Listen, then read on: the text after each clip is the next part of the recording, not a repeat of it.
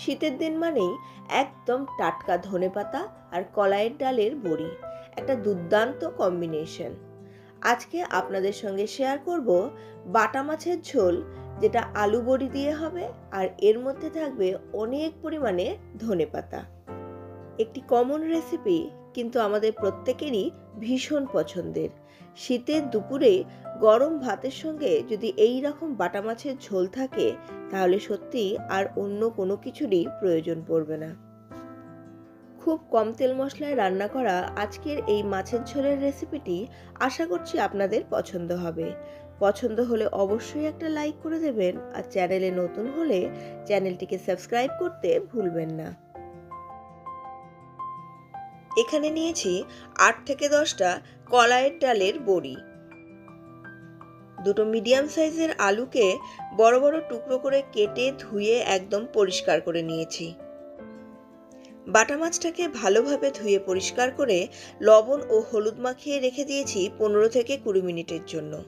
এইভাবে যদি মাছটাকে ভাজার আগে ম্যারিনেট করে রাখা হয়, তাহলে মাছের মধ্যে যে আষ্টে গন্ধ থাকে সেটা অনেকটাই কমে যায়, এবং মাছের ভেতরে লবণটাও ঢুকে যাওয়ার জন্য মাছ ভাজাও ভালো হয় এবং টেস্টও কিন্তু অনেকটাই বেড়ে যায়। একটা খুব সিম্পল গুঁড়ো মশলার পেস্ট বানিয়ে নেব। এখানে নিয়েছি হাফ টিস্পুন ধনের গুঁড়ো, ঝালের জন্য নিয়েছি 1 টিস্পুন শুকনো লঙ্কার গুঁড়ো, আর রঙের জন্য নিয়েছি 1 টিস্পুন কাশ্মীরি লঙ্কার গুঁড়ো। এর মধ্যে সামান্য পরিমাণ হলুদ ও পরিমাণ মতো লবণ নিয়ে একটু জল দিয়ে ভালো করে পেস্ট বানিয়ে রেখে দেব। এইভাবে পেস্ট বানিয়ে রেখে দেওয়ার জন্য গুঁড়ো মশলাটা কিছুটা ফুলে উঠবে এবং আগের থেকে অনেক বেশি সফট হয়ে যাবে। এতে কিন্তু মশলার টেস্টও অনেকটাই বেড়ে যাবে। বড় চামচের 1 চামচ আদা বাটা নিয়েছি। এই রেসিপির মধ্যে আদা বাটাটা একটু বেশি পরিমাণে লাগবে। আর নিয়েছি এখানে হাফ টিস্পুন গরম মশলার গুঁড়ো। এটা বাড়িতে বানানো। এর মধ্যে আছে দারচিনি, লবঙ্গ ও এলাচ। কড়াই গরম করে এর মধ্যে প্রথমেই দিয়ে দেব হাফ কাপ সরষের তেল। মাছের যে কোনো রেসিপি সরষের তেলেই সব থেকে ভালো হয় খেতে। তেলটা যখন একটু গরম হয়ে যাবে, তখন এর মধ্যে দিয়ে দেব সামান্য পরিমাণ লবণ ও হলুদ। ভালোভাবে মিশিয়ে নিয়ে এবার এর মধ্যে ম্যারিনেট করে রাখা সমস্ত মাছগুলোকে ভেজে নেব। মাছ ভাজার সময় গ্যাসের ফ্লেমটা একদম হাই বা একদম লো কোনোটাতেই কিন্তু রাখবেন না। মিডিয়াম ফ্লেমে মাছগুলোকে ভালোভাবে ভেজে নিতে হবে।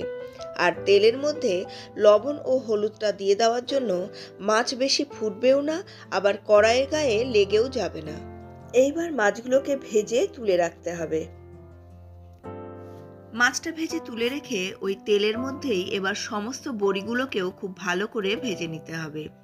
বড়িগুলোতে হিং দেওয়া আছে এবং এটা কলাইয়ের ডালের বড়ি, কাজেই ভাজার সময় দেখবেন খুব সুন্দর একটা গন্ধ বেরিয়ে আসবে। আর বড়িগুলোকে কিন্তু একদম লাল করে ভেজে নিতে হবে। ভালোভাবে ভাজার পরে এই বড়িগুলোকেও তুলে রেখে দেব।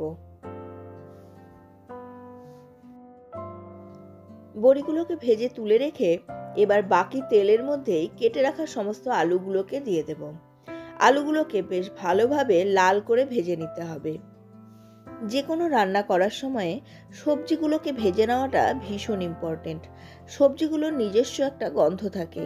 সবজিগুলো যত ভালো ভাজা হবে, এই গন্ধটা তত বেশি প্রমিনেন্ট হবে, এবং সবজির মধ্যে থেকে প্রত্যেকটা আলাদা আলাদা সবজির গন্ধ কিন্তু তখন বেরিয়ে আসবে। আলুটা ভালোভাবে ভেজে নিয়ে এবার এই তেলের মধ্যেই ফোড়নের জন্য তেজপাতা, শুকনো লঙ্কা ও সামান্য একটু জিরা দিয়ে দেব। এবার গ্যাসের ফ্লেমটাকে একটু বাড়িয়ে দেব এবং নাড়তে থাকবো যতক্ষণ না পর্যন্ত জিরা, শুকনো লঙ্কা ও তেজপাতার গন্ধটা খুব সুন্দরভাবে বেরিয়ে আসছে।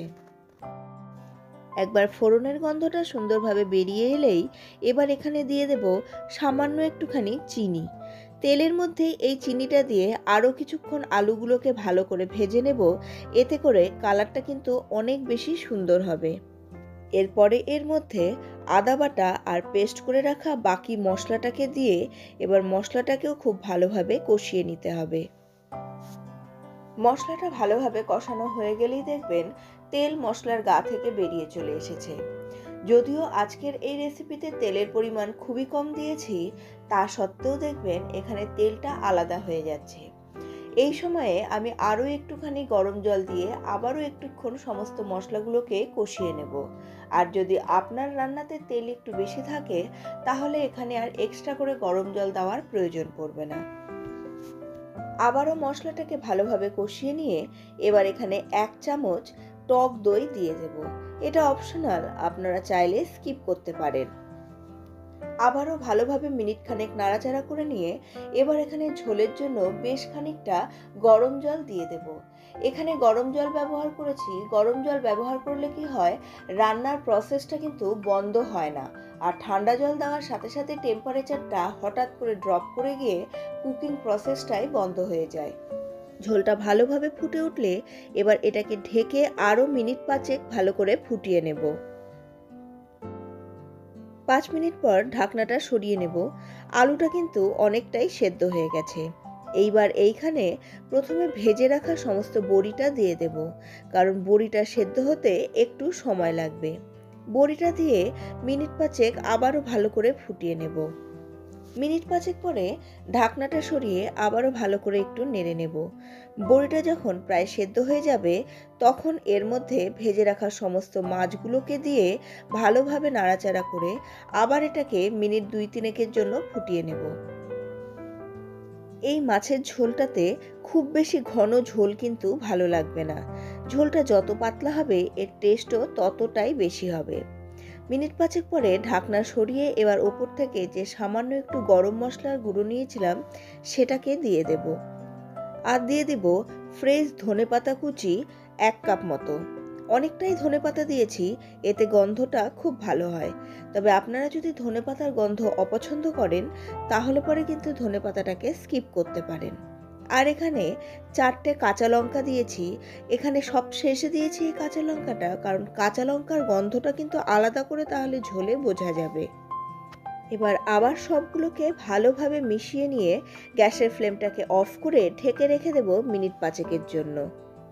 যে কোনো রান্নার শেষে রান্নাটাকে বাড়ার আগে কিছুক্ষণের জন্য এইভাবে ঢেকে রেখে দেবেন। এতে দেখবেন রান্নার টেস্ট অনেকটাই বেড়ে যায়।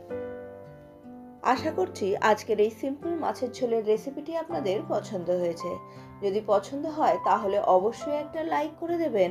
আর চ্যানেলে নতুন হলে চ্যানেলটিকে সাবস্ক্রাইব করতে ভুলবেন না। আর চ্যানেলটিকে সাবস্ক্রাইব করে পাশে থাকা বেল বাটনের অলে ক্লিক করে দিন। তাহলে আমার প্রত্যেকটি নতুন রান্নার নোটিফিকেশন আপনাদের কাছে পৌঁছে যাবে সবার আগে। আপনাদের সঙ্গে দেখা হচ্ছে পরবর্তী আরও একটি নতুন ধরনের রান্নার ভিডিও নিয়ে। ততক্ষণের জন্য সুস্থ থাকুন, ভালো থাকুন এবং রেসিপিটিকে অবশ্যই বাড়িতে ট্রাই করুন।